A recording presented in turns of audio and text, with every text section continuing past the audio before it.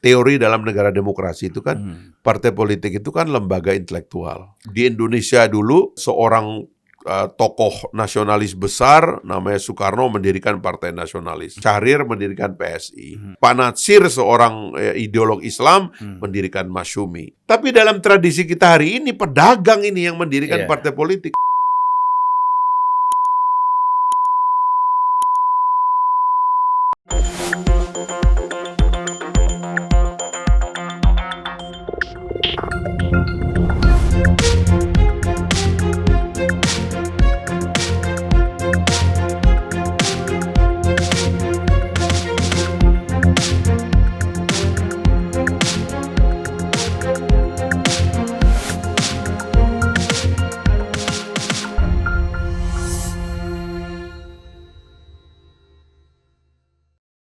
Bismillahirrahmanirrahim. Assalamualaikum warahmatullahi wabarakatuh. Waalaikumsalam.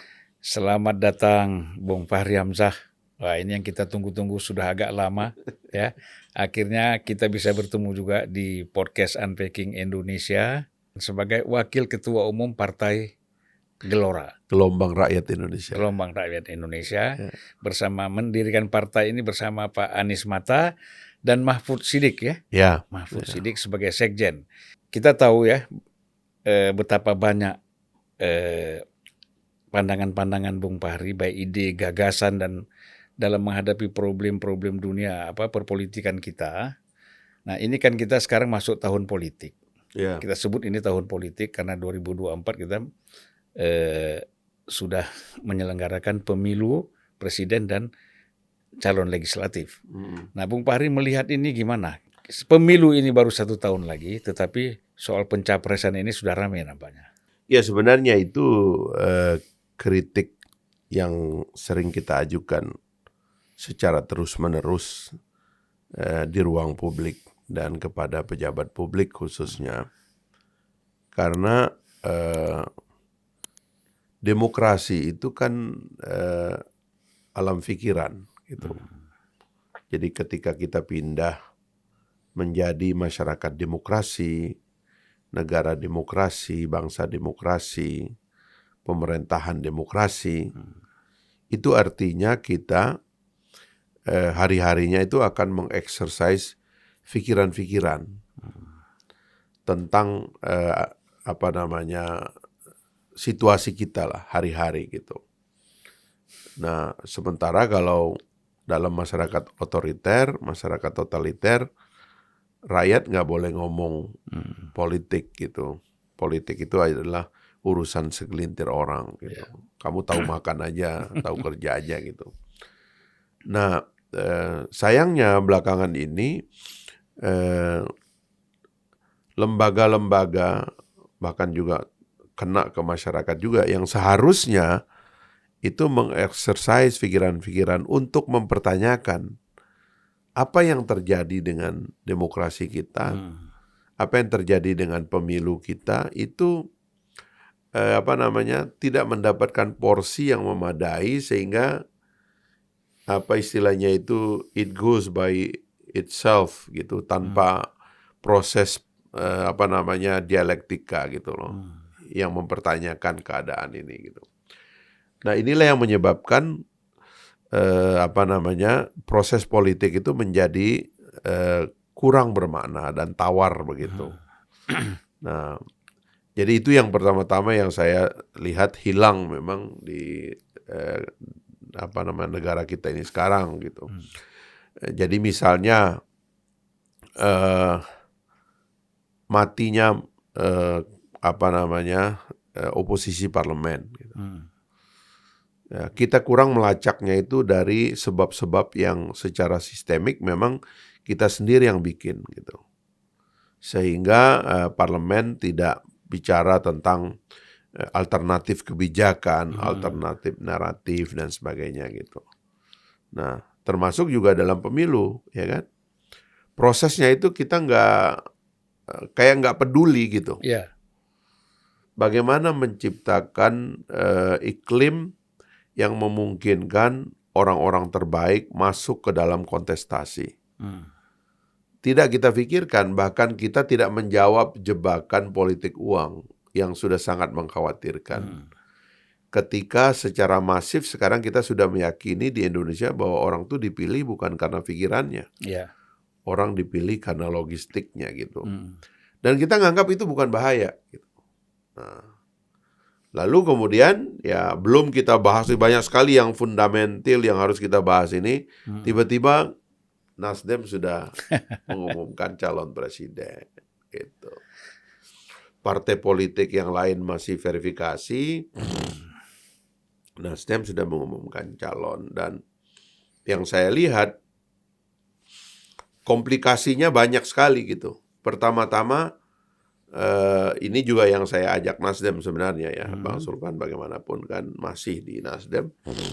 Yang saya mau ajak tuh adalah coba bisa nggak kita agak pakai Mas Anies ini untuk mikir dulu lah, karena ini kan orang berpikir nih. Anies Baswedan kan. Ya. Saya kenal Anies dari tahun 97. Makanya saya bilang dia antitesanya Jokowi. Iya kan? Ya makanya tapi ya dia harus memproduksi pikiran gitu. Ya. Saya kenal Anies ini tahun 97, naik bajai dari PP Muhammadiyah jemput Amin Rais. Karena kita mau suruh Amin Rais pidato di Taman Ismail Marzuki. Ya. Setelah dia bikin geger tentang suksesi kepemimpinan, kita beberapa teman-teman aktivis mahasiswa ngundang dia, suruh dia pidato, meneruskan pikirannya tentang pentingnya suksesi itu gitu. Ya. Jadi pada dasarnya rekodnya Anies adalah seorang yang berpikir. Tapi menurut saya kelemahan dari deklarasi itu seperti ditumpangi oleh pelanjutan dari adanya kemarahan massa pada pemerintahan. Terutama setelah Pak Prabowo dengan Sandiaga Uno sudah masuk ke dalam kabinet, sehingga cawan yang menyiapkan tempat bagi tumpahnya amarah gitu ya, itu nggak ada lagi. Dan itu tumpahlah kepada cawannya Anies Baswedan, cawannya Nasdem ini. Gitu. Tapi pertanyaannya apakah itu baik? Menurut saya itu nggak baik, gitu loh. Kenapa itu? Ini harus ditarik dulu ke belakang karena proses nominasi itu rutenya itu 3. Pertama, kita mesti ada diskusi yang luas tentang apa yang dihadapi oleh satu bangsa, oleh bangsa kita. What happened with the country? What happened with the nation? Apa yang kita sedang alami dalam politik. Bahkan harusnya kita bicara tentang geopolitik, tentang global politik gitu. Capres kita harus ngomong tentang konsekuensi dari perang Rusia dan Ukraina, konsekuensi dari konflik Laut Cina Selatan, ketegangan yang diciptakan oleh perang dagang zaman Trump antara Amerika Serikat dan Barat secara umum dengan China, kolaborasi baru antara China dengan Rusia, dan keinginan Putin untuk memperkuat basis dari kekuatan pendukung dia untuk memperkuat apabila perang ini berlangsung jangka panjang, dan apabila bukan cuma Ukraina yang akan mereka hadapi, tapi juga NATO di depan mata mereka terlibat dalam perang ini, sehingga logistiknya dari beberapa negara dikumpul. Ini dulu yang kita pikirkan gitu. Pemimpin kita harus mengadres masalah-masalah kayak begini. That's presiden. Ini bukan milih wali kota, ini milih presiden gitu. Nah, nomor 1 itu yang mesti kita lakukan. Nomor kedua, baru kemudian saya membayangkan partai politik dengan calonnya itu, ya, yang menjadi juru bicara itu, mengajukan program-program, gitu loh, program ekonominya, program kebudayaannya, platformnya apa, lahirlah semboyan-semboyannya. Kalau di dalam tradisi di Amerika Serikat itu kan ada primary, ada caucus, ya kan? Nanti kandidatnya mulai keliling, dia mulai pakai tagline dan sebagainya itu. Sebelum ada pemilihan transisi yang menyebabkan kemudian masuk dia dalam konvensi nasional partainya masing-masing. Nah, bayangan saya itu Nasdem mengorganisir itu, tetapi jangan cuman itu, karena itu yang jelek dari sekarang ini. Orang tahu bahwa ini tiketnya cuma 2 atau 3. Lalu mereka sembunyi di pinggir dan menganggap bahwa saya nggak boleh macam-macam selama setahun ini. Karena boleh jadi nanti yang keluar di ujung itu saya. Karena itu saya nggak boleh banyak ngomong. Saya nggak boleh banyak manuver. boleh hanya nanti rakyat yang kecewa, elektabilitas saya turun, atau pemilik partai yang kecewa, saya dicoret dari nominasi, atau bohirnya nggak suka sama mereka, sama saya karena kebijakan ekonomi saya dianggap akan merusak harta mereka, maka saya diam. Jadi kita nggak bisa memfasilitasi sequence dari tahapan yang harusnya dilakukan di semua negara demokrasi. Mulai dari identifikasi masalah ya pada level naratif, kemudian program, ya kan, partai politiknya juga mengarahkan ke situ. Barulah kita cari figur, siapa yang fit dengan situasi ini gitu loh. Kan kita lompat. Nah, menurut saya itu diantara koreksi paling besar yang saya sendiri ingin lakukan itu. Ingin mengajak teman-teman, mari kita lihat ini. Sebab kita, we don't address the problem, we don't address the issue. Yang kita address ini adalah menampung kemarahan orang. Mohon maaf ya, ini kan kita akan melanjutkan pertarungan buta ini gitu loh. Yang sudah terjadi dalam 10 tahun terakhir.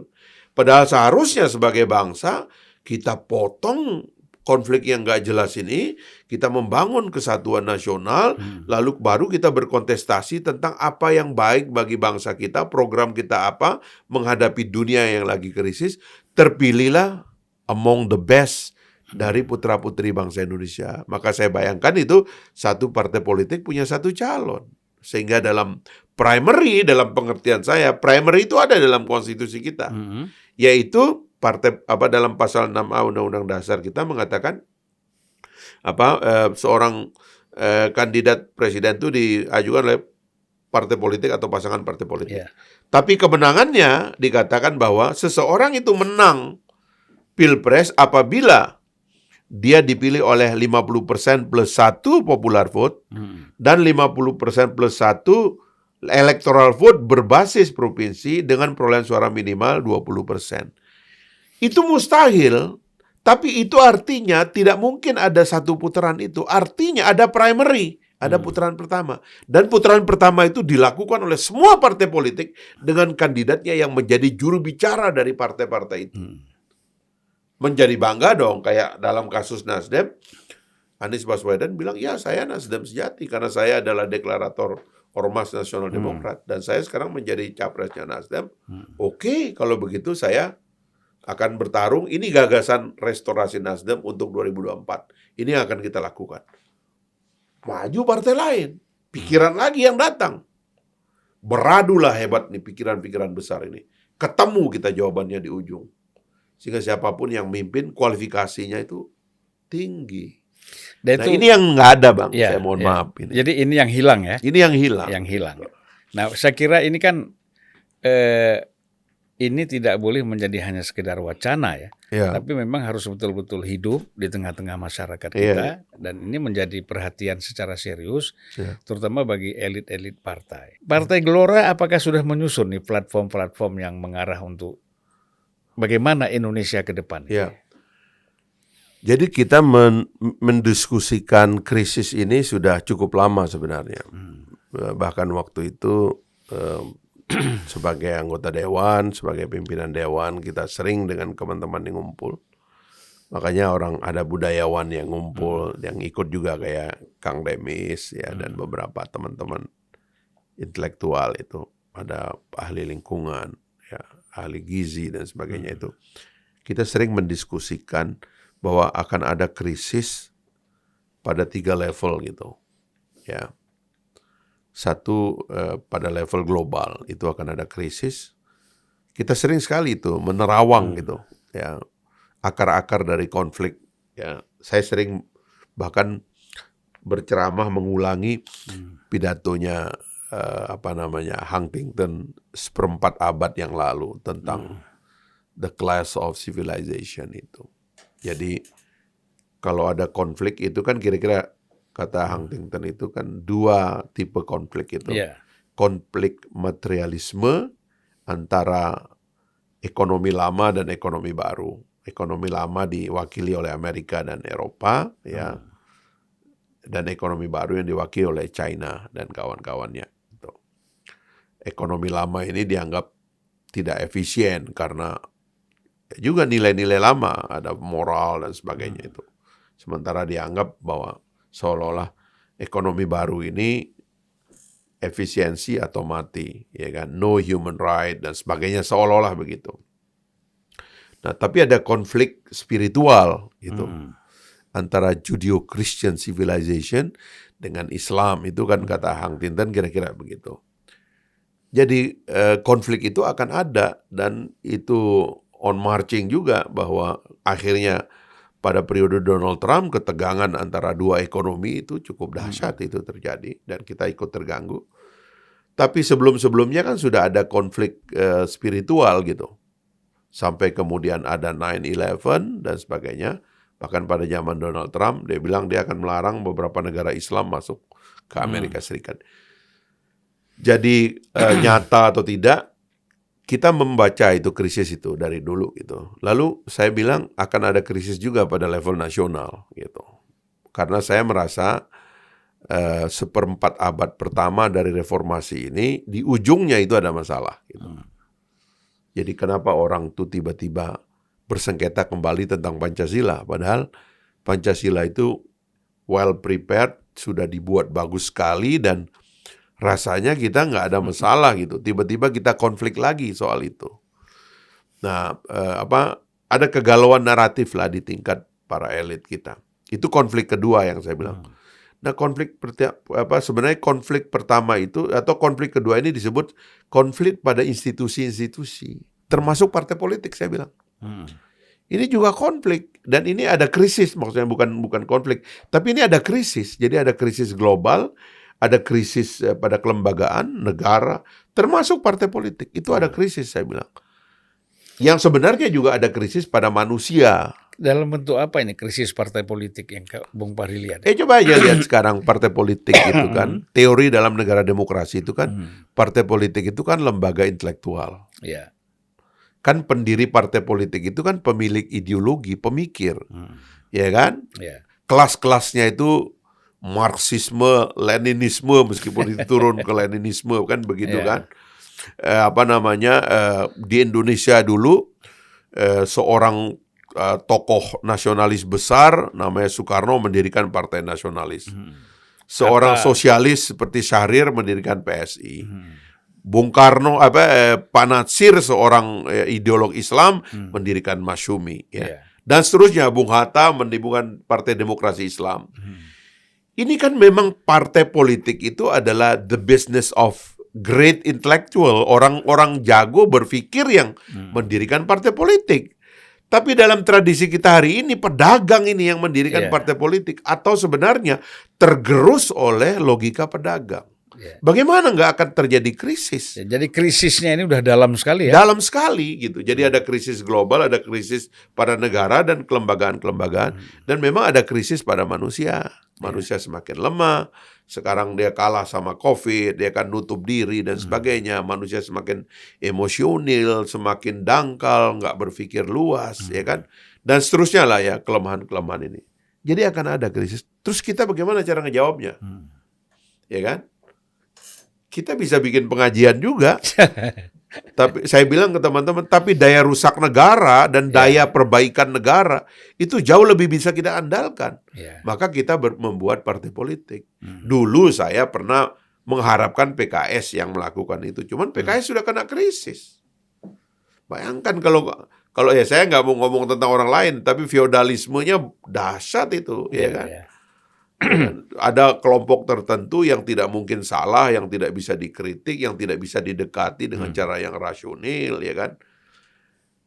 Nah, akhirnya berdirilah kita. Karena sekali lagi kita nggak membaca ini ada krisis di satu tempat saja, tapi di semuanya. Maka kita siapkan partai politik. Kita nyiapkan teman-teman. Kita nulis buku akhirnya. Pak Anies itu nulis Gelombang Sejarah, gitu.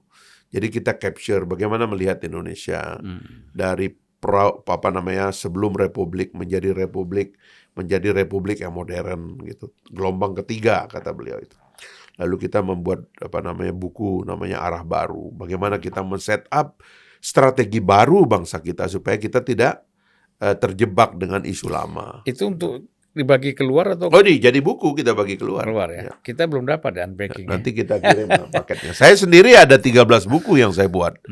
Saya lebih spesifik tentang dinamika dalam negara karena kalau Pak Ketum saya ini kan memang agak filosofis kan orangnya kan, bacaannya tentang naskah-naskah klasik juga kuat begitu. Jadi dia menulis sesuatu yang agak filosofis, kadang abstrak begitu. Saya lebih konkret tentang negara, tentang pemberantasan korupsi. Lama juga di institusi negara kan? Iya. Nah, jadi begini Bung Fahri, jadi kalau kita lihat ya, tadi persoalan pencapresan yang sudah terjadi dan yang akan terjadi dari koalisi-koalisi yang ada.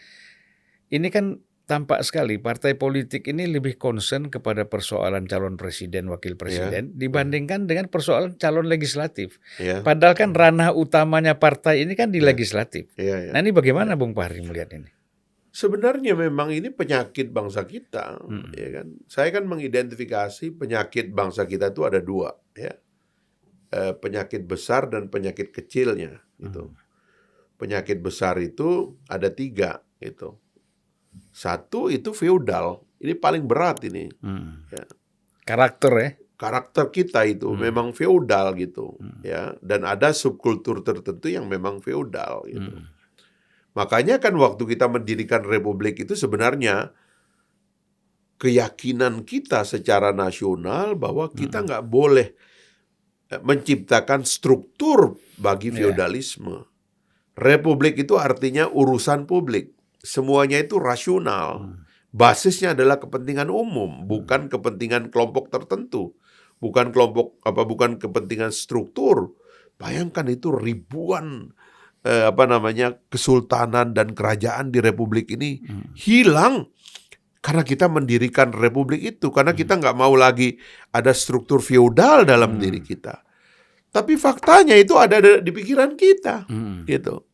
Sehingga memang atensinya itu orang, bukan pada lembaga, bukan pada lembaga, bukan pada pikiran, gitu. Atensinya orang.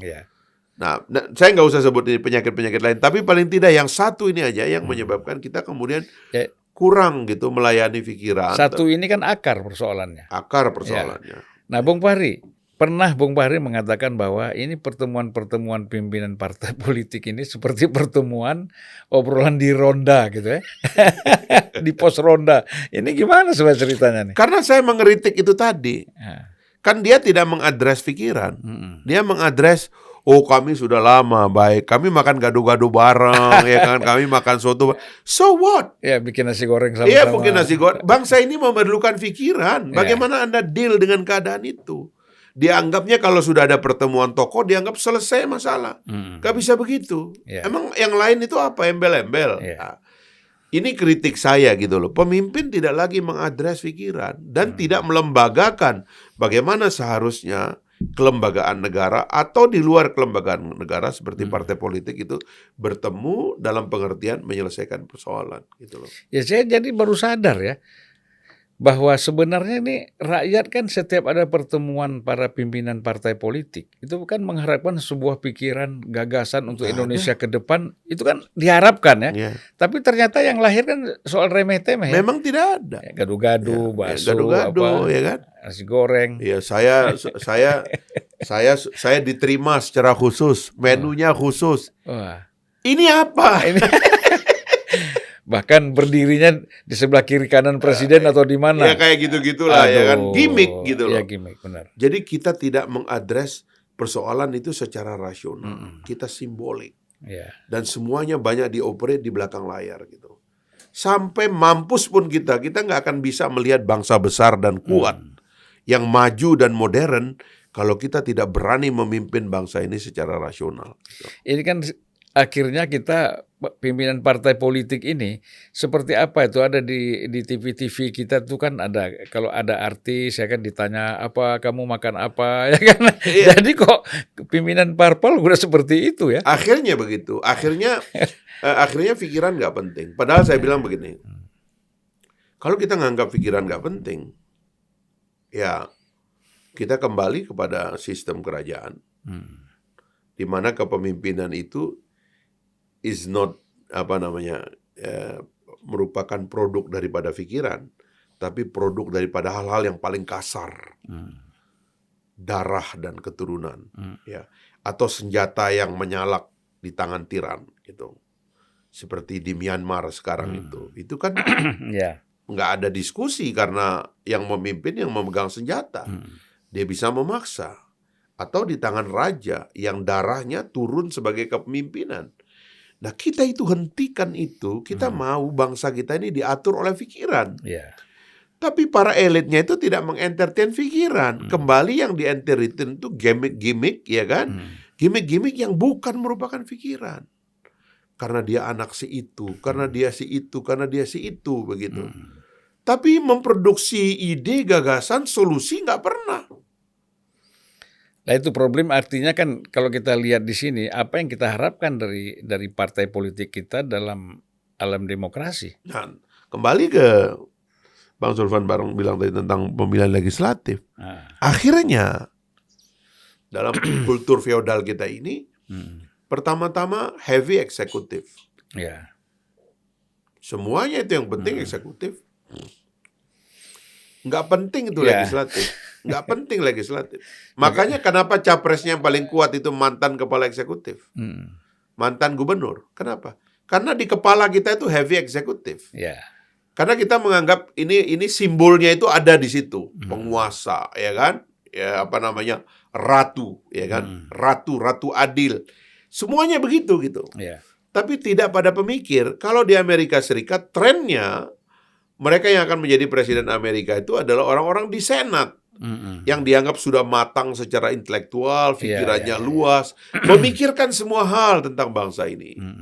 Itu yang disebutkan di dalam demokrasi Athena itu kan, tentang syarat-syarat pemimpin gitu.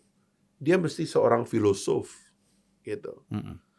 Jadi waktu konsep Plato tentang philosopher king itu kan, itu lahir karena adanya dilema. Yang pertama dia bilang seorang pemimpin itu harus seorang filosof. Karena yang paling penting dari seorang pemimpin adalah dia mengerti konsep-konsep dasar tentang kebenaran, keadilan, ya kan, etik dan sebagainya itu, tirani mayoritas, ya kan, dan seterusnya lah. Konsep-konsep yang ideal ini hanya bisa dimengerti oleh seorang filosof. Demokrasi Athena loh yang penduduknya cuma berapa puluh ribu, ya kan?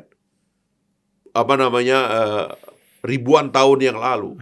Filosof. Cuman kemudian kan ada interupsi tentang filosof kadang-kadang tidak konkret. Makanya paling ideal kalau ada seorang filosof tapi kita kerikan dia kekuasaan seperti raja. Jadi wisdomnya dia adalah seorang filosof, dia ngerti konsep-konsep besar tentang keadilan dan sebagainya. Dia nggak mungkin berbuat zalim gitu kan. Tapi tolong berikan kepada dia kekuasaan yang efektif. Maka lahirlah konsep philosopher king itu. Dia adalah filosof, tapi dia raja yang semua wisdomnya itu dia bisa eksekusi. Nah itu fondasinya dari demokrasi kita itu. Maka kita sebenarnya mencari pemimpin dalam demokrasi, mencari filosof. Kita cari orang yang bisa berpikir luas, yang tidak mungkin terjebak kepada sesuatu yang dangkal. Ada wisdom di situ. Ada wisdom di situ, ada pengertian tentang hal-hal besar. Nah di kita itu tidak engage itu. Cari yang paling sibuk, ya kan? Maka itu yang saya bilang, di antara penyakit-penyakit kita itu, bangsa kita itu nggak bisa membedakan antara sibuk dan sukses. Dianggap kalau udah sibuk pasti orang sukses. udah sibuk dianggap sukses gitu. Di kampung saya itu kalau ada orang naik sepeda kemana-mana, pakai tas Umar Bakri itu muter-muter, orang sibuk. Padahal itu orang nggak ada itunya, sukses-suksesnya. Nah ini problem kita gitu loh. Nah saya kira di situ kita mesti mulai sekarang ini gitu. Ya saya ingat itu yang Bung Fahri bilang persoalan filosof dengan pejuang ya. Kita kan mengharapkan adanya filosof yang punya jiwa pejuang kan gitu. Nah ini kan pada masa dulu itu kan ada seorang filosof itu namanya Proudhon, Nah, dia menulis buku kan bahwa tentang filsafat kemiskinan. Tapi Karl Marx marah kan. Lalu Karl Marx menulis buku lagi, ini kemiskinan filsafat. Ya karena tidak boleh para filosof itu besar di Menara Gading di dalam salon Tidak boleh menjadi para pejuang salon. Nah, saya kira kita membutuhkan itu. Bukan berarti saya menyambung Bung Fahri tadi bahwa kita membutuhkan filosof yang memahami persoalan-persoalan bangsa dan negara kan gitu. Pada dasarnya kan kalau orang itu sudah gemar berpikir, ada tradisi pengetahuan dalam dirinya, itu dengan sendirinya dia akan mendekati konsep-konsep yang ideal tadi tentang kenapa orang miskin, kenapa orang kaya, apa arti hidup miskin, apa artinya keberlebihan, apa artinya keberkurangan dan sebagainya, itu sudah pasti masuk dia ke situ. Dan sudah pasti dia juga berusaha memperjuangkan ide-ide dan konsep yang dia pikirkan itu melalui jalan politik. Maka yang paling penting sebenarnya berpikir. Nah, itulah sebabnya dalam demokrasi kita memfasilitasi perdebatan dini. Saya mengkritik perdebatan selama ini yang pertama-tama antara anggota legislatif tidak terjadi. Sekali lagi karena teori nominasi kita di legislatif kacau. Satu dapil anggota DPR-nya atau kursi tersedianya 10. Satu partai harus menyiapkan 10 kursi. Padahal nanti dari partai itu cuma bisa 1 atau 2 maksimal, ya kan? Tapi kita nyiapkan 10. Yang 10 ini di dalam partainya berantem. Jangankan dia berantem dengan orang lain di partai lain, dengan pendirian politik yang berbeda, dengan konsepsi ideologis dan program-program kerja yang berbeda, dia berantem sendiri di sini. Makanya yang ideal itu adalah sistem distrik. Satu partai membawa satu orang, the winner takes all. Dapilnya kecil-kecilkan. Makanya dalam desain yang saya pikirkan itu di Partai Gelora itu, nanti kalau ada 2 kamar, ada DPD, ada DPR, maka DPD itu seperti sekarang juga adalah berbasis elektoral provinsi, ya kan? Satu provinsi bisa kita taruh sekarang kan 4 gitu kan ya. Oke lah satu provinsi disebut 4 begitu. Karena provinsi akan bertambah, ya kan? Pikiran saya Indonesia akan jadi 50 provinsi. Barusan kita tambah 3 di Papua, 37 sekarang. Itu akan jadi 50. Berarti 50 kira-kira dengan angka sekarang ya satu provinsi 2. Yang kedua, DPR berbasis elektoral kabupaten. Satu kabupaten, satu anggota dewan saja. Supaya dia menjadi mitra dari bupati atau kepala daerah tingkat 2, wali kota di tingkat pusat. Sehingga ketika dia berdebat di kabupatennya, fokus dia memperjuangkan apa? Terjadilah perdebatan di legislatif. Ini enggak. Di legislatif itu orang berkelahi di dalam partainya. Mulai dari rebut nomor, sampai nanti rebut pemilih. Karena siapa yang akan mendapat kursi dari satu yang merupakan peluang dari satu partai, dari 10 yang disiapkan, akhirnya ditaruhlah orang-orang yang di situ nggak ada gunanya sebenarnya. Untuk meramaikan aja, perempuan 30% dan sebagainya. Itu kan sebenarnya untuk menarik suara, kan konsepnya kan siapa nanti yang terbesar, dia kan pasti, nah itu kan jadi bahaya sekali ya menurut saya. Saya mengalami itu ketika saya baru datang ke satu tempat, kampanye, tiba-tiba besoknya ada jadwal yang di bawah saya kampanye di situ. Berbeda dengan kita, apa yang kita kampanyekan. Waduh, ini kacau. Padahal satu partai. Satu partai. Itulah. Nah ini gini kan harus dipikirkan terus-menerus. Ya kan, Dewan harus terus mengasah pikirannya itu. Makanya reform, dari hari ke hari itu reform terus kan. Kita enggak, kita stuck. Ya gini lah Bung Fahri. Kalau pimpinan partainya didominasi oleh para pedagang, tentu kan sehari-hari mereka lebih berpikir tentang dagangannya. Toh? Mana mungkin mereka berpikir lagi tentang gagasan bangsa ke depan, ya kan? Ya kalau pidato sih boleh ya. Tetapi kan kalau kita bicara dari konsep pemikiran mereka yang kita harapkan untuk memikirkan bangsa ke depan kan tampaknya nggak mungkin. Ya. Nah, Bung Fahri saya mau tanya ya, setuju nggak kalau kita katakan bahwa transaksional yang sudah terjadi yang luar biasa di negara kita ini termasuk salah satu yang menghambat demokrasi kita? Ya itu tadi yang saya bilang, partai politik itu lembaga intelektual. Itu perlu clear dulu. Partai politik lembaga intelektual, dia didirikan oleh filosof, ya kan? Dia didirikan oleh para pemikir. Kalau ketua umum partai politik, pejabat partai politik nggak pernah mau mikir, bukan intelektual, reproduksi ide-idenya, dia tidak ceramah, dia tidak pidato, dia tidak nulis buku, dia tidak nge-podcast. Kalau zaman sekarang ini, itu pasti elemen lain akan masuk memimpin partai. Another interest, karena interest nomor satunya adalah pikiran. Bisnisnya partai itu adalah ideologi, gagasan, begitu. Tapi kalau itu tidak menjadi bisnisnya partai, maka yang akan menjadi bisnis partai adalah kepentingan. Bisa masuk kepentingan pedagang di situ. Maka saban hari kerjaannya, kita dapat izin apa hari ini? Kita dapat konsesi apa hari ini? Kita dagang apa hari ini? Kamu anggota dewan, jangan ganggu ya pimpinan DPR atau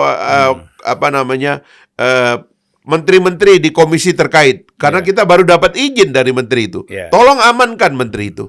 Karena rusak. Policy yang merupakan kepentingan publik untuk mendapatkan pelayanan terbaik tidak lagi kena urus. I'm serving the business of my boss. Itu kan hari-harinya akhirnya anggota dewan. Begitu. Gagasan kena interupsi terus ya. Kena interupsi. Saya dulu sering juga kena interupsi itu. Tapi saya nggak peduli karena dulu almarhum bos saya Ustadz Hilmi itu bagusnya itu begitu. Kalau saya ngomong keras gitu, ada interupsi, dia ketawa. Dia bilang sama saya, terus aja Ri katanya. Karena kalau nggak begitu kita jadi nggak berharga juga. Gak ada yang telepon. Iya. Bung Fahri, bagaimana Anda melihat pemerintahan Pak Jokowi hari ini? Saya tuh juga begini ya. Jangan juga saya menganggap bahwa saya tidak mengapresiasi siapa yang sudah terpilih. Ada juga another story ya.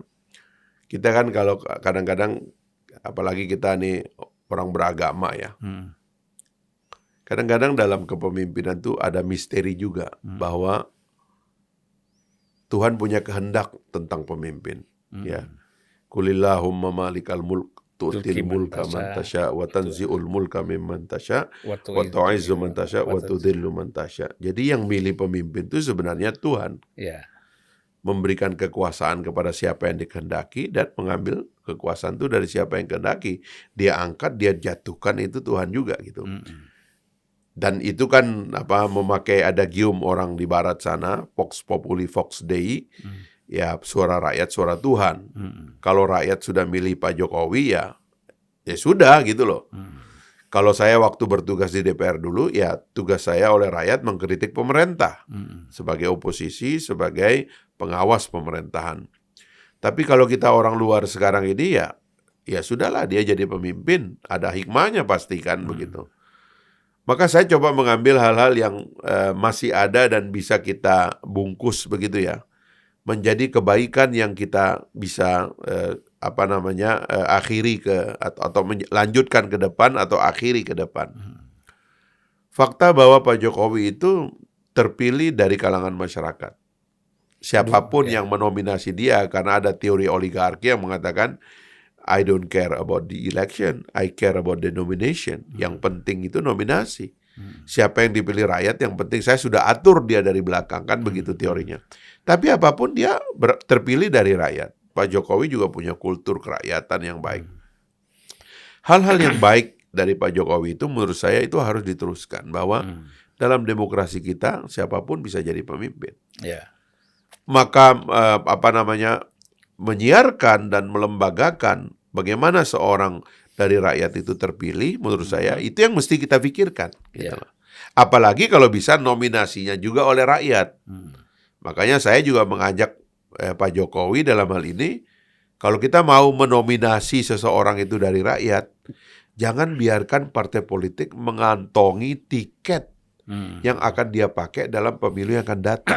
Serahkan tiket itu kembali kepada rakyat melalui pemilihan legislatif lebih dahulu daripada pemilihan presiden. Sehingga jelas nanti rakyat itu memilih partai politik dengan kandidatnya yang menjadi juru bicara dalam kampanye legislatif. Sebab dalam kampanye legislatif itu harusnya ada calon anggota legislatif yang di-endorse oleh calon presiden, dan ada calon presiden yang mengatakan kalau saya terpilih ini yang akan saya lakukan. Oke, kita melihat kan pasti ya apa yang dilakukan Pak Jokowi ini kan pasti positifnya juga banyak.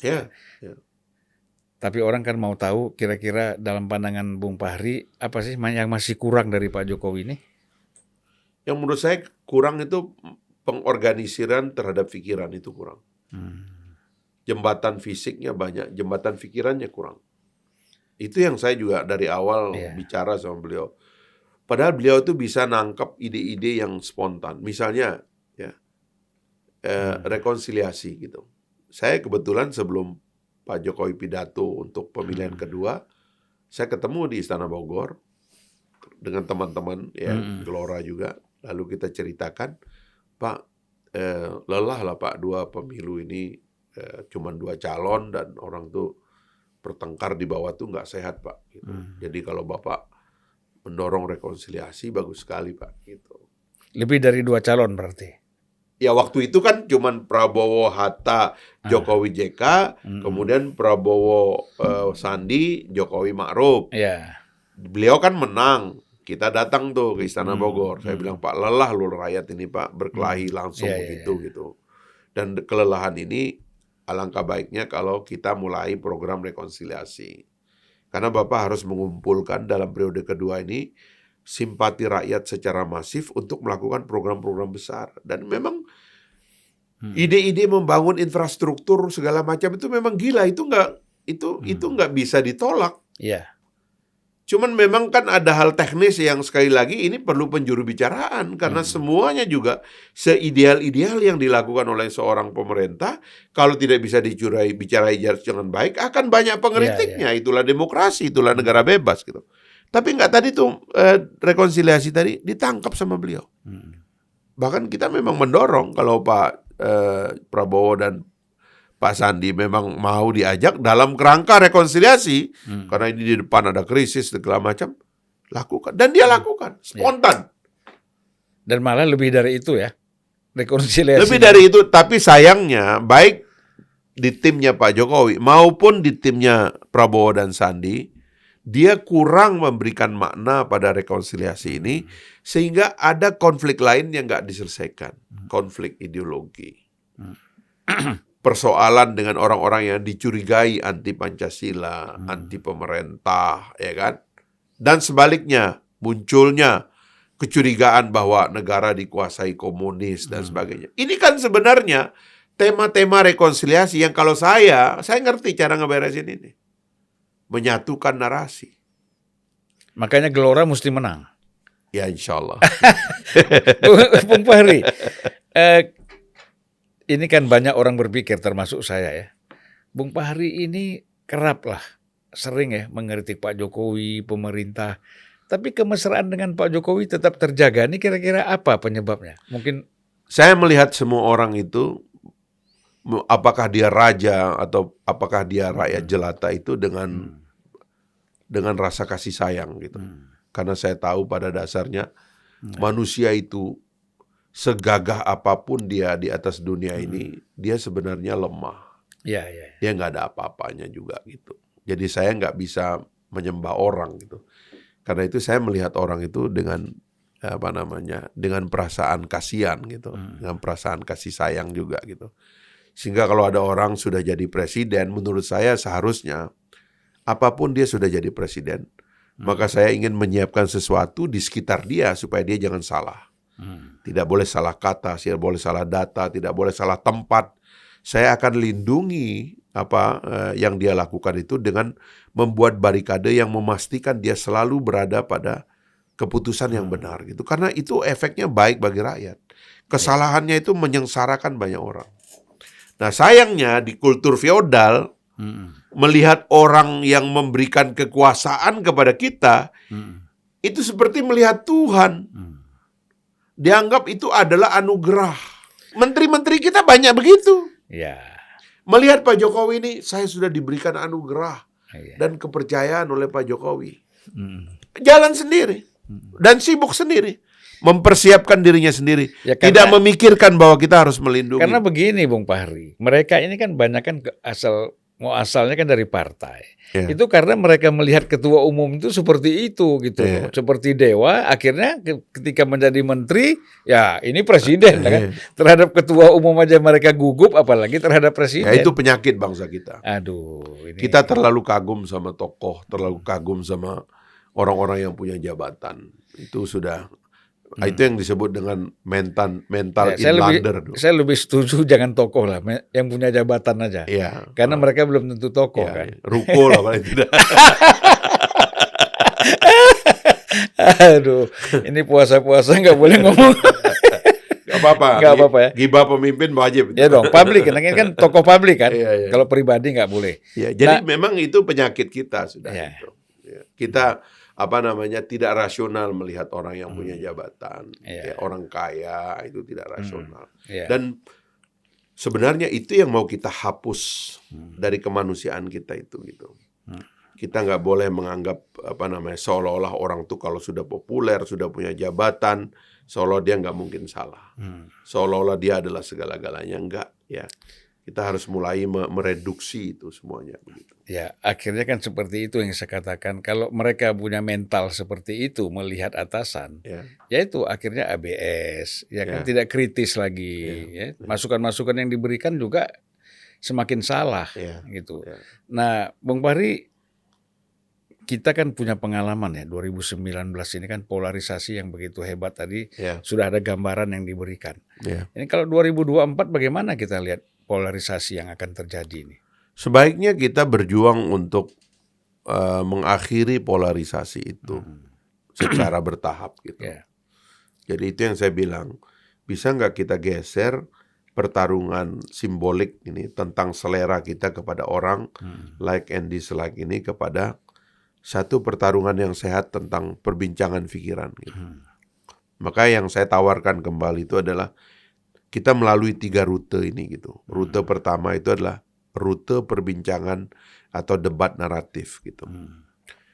Jadi anggota dewan di dapilnya masing-masing, calon presiden, calon gubernur, calon bupati, harusnya diberi waktu yang agak lama untuk mendiskusikan what happened, apa yang terjadi, apa masalahnya.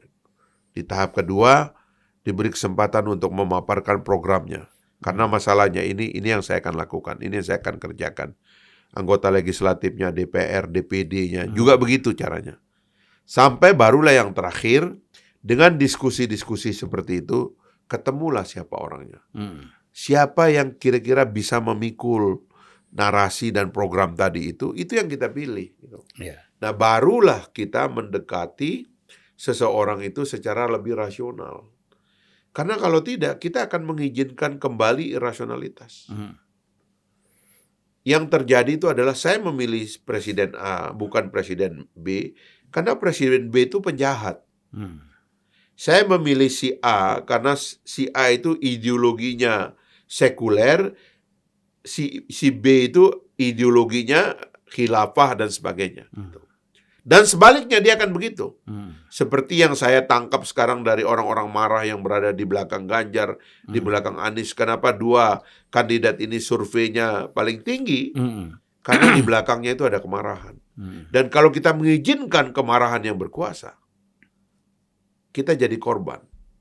Yang saya khawatir adalah karena rutenya ini nggak ada, tiba-tiba nanti hanya ada, ya istilah saya itu kelompen capir 3-2 bulan terakhir menjelang pencoblosan. Ya kan? Akhirnya yang terjadi adalah ini ada akumulasi kemarahan yang begitu lama, tapi pikiran tidak sempat dielaborasi untuk melumerkan yang tajam dari runcingnya perpecahan dan perbedaan di antara kita ini gitu ya. Sehingga pilihannya juga tidak rasional. Ini kan bukan artinya, kalau saya lihat dari sini kan bukan persoalan politik identitas ya. Politik identitas salah satunya. Orang kalau tidak diajak untuk berpikir rasional, dia pakai identitas. Dia pakai suku, dia pakai agama, dia pakai ideologi-ideologi kekerasan. Apakah dalam 2 kubu ini misalnya ya, ada kubu Ganjar, kubu Anies, itu mereka gunakan itu? Kalau pakai jadi teorinya Bung Hasan Hasbi itu, kalau bisa dua-duanya ini nggak maju. Dia bilang karena cawan istilah dia ini, cawan kebenciannya itu sudah ada dan diteguk oleh dua orang ini gitu. Sehingga sebisa mungkin yang maju adalah bukan dua orang yang di belakangnya ini ada kemarahan. Iya. Gitu loh. Nah, kalau saya tidak, saya teorinya adalah beri kesempatan lebih banyak orang untuk mengurai tajam dan runcingnya perbedaan dan pertengkaran di antara kita karena kita bikin rasional. Saya sama abang kalau nggak ketemu dan nggak diskusi, makin jelek pikiran saya tentang abang. Ya, silaturahmi nggak ada. Nggak ada. Tapi begitu kita ketemu, apa beda saya sama abang? Nggak ada bedanya. Itulah indahnya debat, diskusi, pertemuan untuk menguji pikiran-pikiran kita. Dan itu yang dicontohkan oleh orang-orang di masa lalu. Ketua partai Katolik seperti Kasimo, dengan ketua partai Masyumi seperti Pak Natsir, dengan ketua-ketua partai lain yang berbeda aliran ini, kalau duduk semeja, indah dia. Ya karena mereka bicaranya ide dan gagasan untuk kepentingan ke depan. Kalau sekarang kan bicara transaksi, saya dapat apa, kamu dapat apa. Ini kan itu problem saya kira ya. Ya itu yang kita sayangkan, karena sekali lagi ini ujungnya adalah semakin pikiran tidak kita pakai, maka yang kita pakai adalah interest dan label-label identitas itu. Dan ujungnya adalah kalau kebosanan itu memuncak, yang bisa memimpin kita bukan pikiran lagi, tapi adalah alat kekerasan. Yeah. Sejarah kudeta di mana-mana begitu. Kalau ada pikiran yang sudah tidak bertemu, ya kan, maka kita menggunakan kekerasan. Kekuatan. Dan kekuatan itu yang paling efektif. Bukan kekuatan logika, logika kekuatan. Iya. Ini jadi untuk mencairkan ya tadi saling menggunakan identitas tadi dengan berbagai latar belakang dasar ya, pikiran yang ada di antara kelompok-kelompok ini, mungkin harus lebih dari 2 calon presiden ini. Ada presiden alternatif ya. Kita kan nggak bisa bilang kayak Hasan Asbi mengatakan ini jangan maju, ini jangan maju. Ini kan nggak mungkin. Makanya kan saya sekali lagi kita kembali ke pasal 6A Undang-Undang Dasar itu yang mengatakan bahwa seorang memenangkan pemilihan presiden apabila menang popular vote 50% plus 1 secara nasional plus menang electoral vote berbasis provinsi. Sekarang ini itu ada 37 provinsi, 50% plus 1 dengan suara minimal 20% di tempat dia menang itu. Ini sulit dicapai. Artinya harus ada putaran kedua. Karena harus ada putaran kedua, maka putaran pertama menurut saya inilah primary, inilah caucus. Kalau dalam sistem Amerika itu, maka seharusnya partai politik dengan identitas partainya punya program, punya narasi, punya program, punya jubir yang jadi presiden, calon presiden. Itu yang saya bilang tadi, harusnya satu partai itu datang membawa narasi, program, dan calonnya. Inilah yang berdebat pada putaran pertama. Nanti sisanya putaran kedua tinggal 2 orang. Gitu loh. Karena kalau sudah putaran kedua, syarat tadi tidak diperlukan, popular vote cukup. Nah, dan itu yang indahnya lagi adalah selain kita mentradisikan agar partai politik ada bedanya dengan partai politik lain. Kan itu indah dong. Ini sekarang kan orang bikin partai nggak ada bedanya jadinya kan. Karena nggak pernah diberikan kesempatan ketua umumnya dan jubirnya berdebat ya tentang narasi dan programnya. Ikut-ikutan aja akhirnya. Dan kalau dengan cara seperti ini misalnya sekarang akan ada 20 partai politik atau 15 partai politik, 15 calon, boleh jadi yang masuk ke putaran kedua bukan suku mayoritas, bukan agama mayoritas. Ya, tapi saya pikir begini ya, kalau memang nanti perlu ada forum perdebatan, ya kan, untuk mencari solusi untuk kepentingan bangsa di antara para pimpinan partai, pastilah dalam bayangan saya orang nggak berani ketemu dengan pimpinan Partai Gelora. Saya karena belum pernah mendengar ya pimpinan partai bicara dalam bentuk ide dan gagasan yang komprehensif seperti saya dapatkan dari Bung Fahri pada hari ini. Itu terus terang bukan karena saya sekarang dekat Bung Fahri, itu memang kenyataan kok. Ya. Ya, itu kenyataan. Ya itu yang saya bilang tadi, peran partai politik sebagai organisasi intelektual itu sudah berakhir. Peran partai politik sekarang adalah negosiator dagang para pedagang di belakangnya. Dan menurut saya itu krisis penting yang harus kita hadapi ke depan. Gitu. Ya, jadi semakin banyak kursi, semakin banyak pedagang yang datang. Nah, itulah problem kita sekarang. Nah, Bung Fahri ini kan terus terang salah satu ya yang ikut kita mengatakan reformasi 98 ya. Menggagas reformasi 98, kemudian menumbangkan orde baru ya. Apakah merasa puas dengan situasi yang ada sekarang? Ya sebenarnya apa yang sudah kita capai kita harus catat sebagai capaian. Misalnya kita punya konstitusi baru yang tidak mengizinkan absolutisme kekuasaan, yang menjamin hak-hak kita ya sebagai warga negara secara sangat luas gitu, hak hidup, hak berkeyakinan, hak berpendapat, berorganisasi dan sebagainya. Itu harus apresiasi itu. Dan itu harus dijaga gitu, karena ini nanti yang menjadi dasar bagi iklim demokrasi kita dalam jangka panjang. Ya. Nah, yang kedua tentu ada kapasitas negara yang berbasis kepada pikiran-pikiran yang demokrasi, yang terbuka, ya, dan seterusnya itu gitu. Itu juga harus dikembangkan gitu. Tapi memang ya kapasitas negara kita bisa juga tidak berkembang, ya karena faktor ketiga gitu. Orang-orang yang memimpinnya itu kelasnya itu turun gitu. Jadi seharusnya dalam memandang hasil reformasi kita 98 itu yang tahun ini masuk 1/4 abad reformasi itu, kita mensyukuri transformasi narasinya dalam amandemen konstitusi 4 kali yang luar biasa.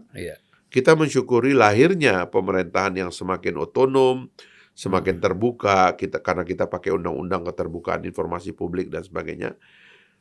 Tapi menurut saya juga kita mensyukuri banyak orang yang berasal dari latar yang begitu beragam. Ya kalau dulu kan yang bisa menjadi pejabat cuman keturunan orang Golkar, keturunan ABRI, ya keturunan birokrasi gitu. Keturunan orang biasa nggak dapat tempat gitu. Sekarang semua dapat tempat. Tapi juga ada certain krisis di dalam 3 hal ini gitu. Pertama, interpretasi terhadap narasi-narasi ideal kita melemah karena kebebasan kita yang semakin tidak, ya demokrasi kita dianggap oleh dunia, dalam penelitian dunia sekarang itu kita mengalami turunnya indeks demokrasi kita. Sehingga interpretasi terhadap nilai-nilai ideal dalam konstitusi itu tidak bebas. Yang kedua adalah kapasitas negara kita yang kurang memadai. Banyak faktornya. Sehingga kita masih menghadapi masalah korupsi, ya kan, masalah terorisme, masalah narkoba yang merajalela, dan banyak lagi soal-soal lain gitu, yang berulang-ulang dari lemahnya kapasitas negara. Dan yang terakhir adalah ya lemahnya kualitas kepemimpinan akibat partai politik tidak memproduksi pemikir. Partai politik tidak memproduksi pemimpin-pemimpin idealis. Partai politik semakin memproduksi orang pragmatis dan pedagang. Pedagang, gitu. Pekerja. Ya pelapor. Ya itu dealer-wheeler lah istilahnya itu ya. Bung Fahri, pasti ada dulu ketika aktivis memperjuangkan nilai-nilai keadilan di tengah-tengah masyarakat, kemudian kan apa beda yang dirasakan ketika menjadi anggota DPR, bahkan pimpinan DPR? Yes, makanya waktu 2019 saya diajak oleh banyak partai untuk nyalon lagi. 2 periode ya waktu itu ya? 3. Ya. Bung Fahri di DPR 3 periode? 3 periode. Wah, hebat sekali. Bahkan kalau dihitung dari telepon Pak Habibie supaya saya jadi anggota MPR itu ya kira-kira 20 tahun. Nah, cukup lama. Nah, waktu 2019 banyak partai yang ngajak saya, udah nyalon lagi aja, Anda pasti terpilih karena memang tren suara saya di dapil tinggi. Saya bilang enggak, saya pengen kembali dulu jadi rakyat, pengen ngerasakan gitu apa yang terjadi di luar negara gitu. Sehingga saya nggak mau ditawarkan jadi pejabat apapun gitu. Saya mau di luar negara. Dan memang ya saya menemukan masih belum selesai menikmati sebagai aktivis. Akhirnya memang saya melihat memang ada jarak antara negara dan para pejabatnya ini dengan apa yang terjadi di sekitar rakyat gitu. Ya. Jadi ini yang saya bilang kesedihan kita itu adalah kalau demokrasi itu menciptakan orang masuk ke dalam negara tapi meninggalkan rakyat gitu kan, dan rakyat semakin tidak punya akses untuk mengintervensi apa yang terjadi di dalam negara karena para pejabatnya bersembunyi dalam struktur negara, tidak lagi turun kepada rakyat. Nah ini reform yang harus kita lakukan juga ke depan. Jadi bangsa kita ini punya problem apa yang paling terbesar ini? Dan sekaligus saja dijawab, apa sih solusi kita untuk melihat persoalan-persoalan ini? Ya sebenarnya kan selalu masalah itu ada pada 3 tempat kan. Pertama, apakah konsepnya yang salah? Kalau menurut saya sih written document ya Pancasila, Undang-Undang Dasar 45, Bhinneka Tunggal Ika, ya, dan naskah-naskah dasar itu nggak ada salahnya itu. Saya nggak mau argue tentang Pancasila, itu sudah final. Sudah final ya. Kalau konstitusi layaklah di seluruh dunia juga ada amandemen konstitusi. Saya mau mengamandemen konstitusi independensi peradilan. Memperkuat kamar legislatif, khususnya DPD. Saya ingin DPR dan DPD itu sama kuat, gitu kan. Lalu kemudian menyempurnakan presidensialisme agar pertanggungjawaban presiden itu lebih real, gitu. Karena sekarang ini ada kesan presiden kita itu seperti tidak dipaksa untuk bertanggung jawab. Semua seolah-olah menjadi tugas dari kementerian dan lembaga-lembaga lain. Padahal leadership harus tetap dipegang. Nah, kita belum menciptakan mekanisme penyempurnaan terhadap presidensialisme seperti itu. Nah, jadi kuateks konsep tadi menurut saya itu sudah lumayan ideal lah. Nah, pertanyaan kedua berarti ada masalah dalam kapasitas negara. Ya, itu masalahnya. Kapasitas negara kita. Kapasitas pejabatnya, kapasitas sistem dan struktur bernegaranya. Ya. Seperti yang terjadi di kepolisian sekarang ini. Ya, dengan segala maaf ya kan. Kasus Freddy Sambo, ya kan, yang membungkak adanya kegiatan para penjudi membiayai kepolisian. Akhirnya dari judi masuk ke narkoba, seorang bintang 2 yang baru dipindahkan ke sebuah provinsi yang paling hebat, Jawa Timur, diidentifikasi sebagai bagian dari perdagangan narkoba, bayangkan itu, di lembaga kepolisian kita. Dan kematian-kematian itu yang seolah-olah orang mau lepas dari tanggung jawab ya. Itu tentang kapasitas negara yang melemah gitu. Dan kita harus berani melakukan aksi untuk menyelesaikan dan menuntaskannya secara tuntas. Nggak boleh itu dibiarkan jadi tontonan aja yang memang itu bisa jadi hiburan. Tapi bukan itu gitu. Selesai nggak masalahnya? Bisa nggak kita menghilangkan suap, pungli, ya kan, korupsi, permainan hanky-panky, transaksi segala macam, judi dan sebagainya itu, mining ilegal, fishing ilegal dan sebagainya. Bisa nggak itu kita akhiri? Kan itu tentang kapasitas negara yang kita memang cemas bahwa kapasitas negaranya kelihatan makin parah gitu. Nah, memang solusinya konstitusi sulit diubah, konsep ini susah diubah, struktur negara agak susah diubah, tapi lebih mudah diubah daripada ini. Tapi ada yang secara reguler kita rubah, yaitu kepemimpinan. Yaitu figur-figur politisi yang berkuasa. Itu kita oleh demokrasi diizinkan untuk setiap 5 tahun kita kudeta orang ini, kalau kita nggak suka kita ganti dengan orang lain. Dan itulah harapan bagi rakyat itu, ada hope gitu. Maka menyiapkan proses regenerasi atau proses pergantian kepemimpinan secara damai, secara rutin, itulah bisnis dari satu negara yang paling penting. Karena itu harapan kita. Kalau dulu kita punya raja yang zalim, kita nggak bisa ganti sampai dia mati.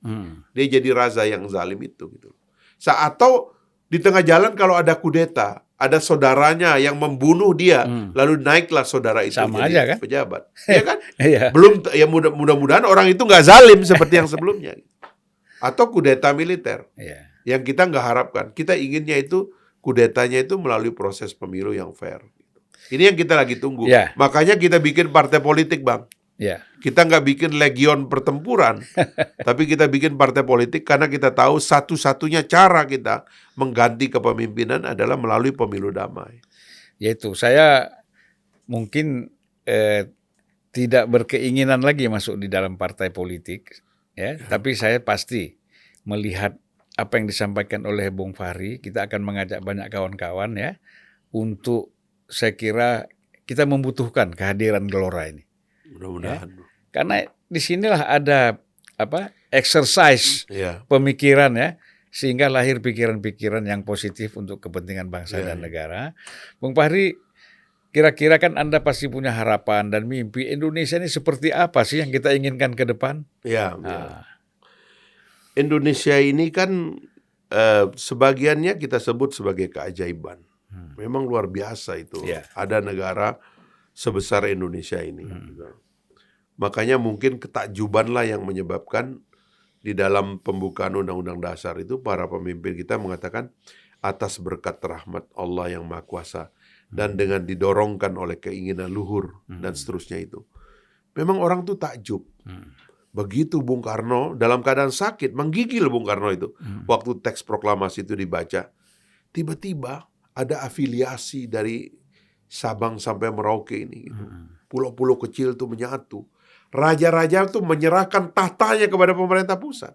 Saya baca kisah dari Raja Sumbawa, tempat saya, menyerahkan kerajaan dan kekuasaannya kepada pemerintah pusat tahun 53. Nangis saya itu membacanya itu. Karena raja itu menyerahkan seutuhnya tanah dan kerajaan itu kepada pemerintah pusat. Bayangkan, orang habis berkuasa, terima pajak, terima kehormatan, terima wibawa. Dia serahkan itu kepada pemerintah republik. Karena lahir sebuah sesuatu yang luar biasa. Nah, modal kita besar sekali. Manusianya, alamnya, lingkungannya. Sehingga harusnya kita ini jadi raksasa dunia, memimpin dunia. Ada kita ini di dalam meja perundingan global. Ada Cina di situ, ada Amerika di situ, ada Rusia, ada kita di sini. Kita nggak ada, kita itu di belakang jadi penonton. Bahkan mungkin jadi collateral damage dari perang-perang besar ini. Nah, itu yang kita sedihkan dan kita mau ke sana. Generasi baru itu harus punya mimpi untuk duduk di meja perundingan global itu. Kita ada di situ. Kita yang memutuskan perdamaian masa depan dunia ini. Ya, saya kira semangat itu yang hilang ya. Kita mengharapkan ya, terutama partai politik ini dipimpin oleh orang-orang yang punya pikiran-pikiran besar, bukan pikiran-pikiran yang sebatas meja makan, ya. Dan kemudian itu bisa menularkan pikiran-pikiran pada kader-kader partai dan rakyat keseluruhan, sehingga kita bisa menjadi bangsa yang besar seperti yang diharapkan tadi. Terima kasih, Bung Fahri. Terima kasih, Bang. Ya, assalamualaikum warahmatullahi wabarakatuh. Waalaikumsalam.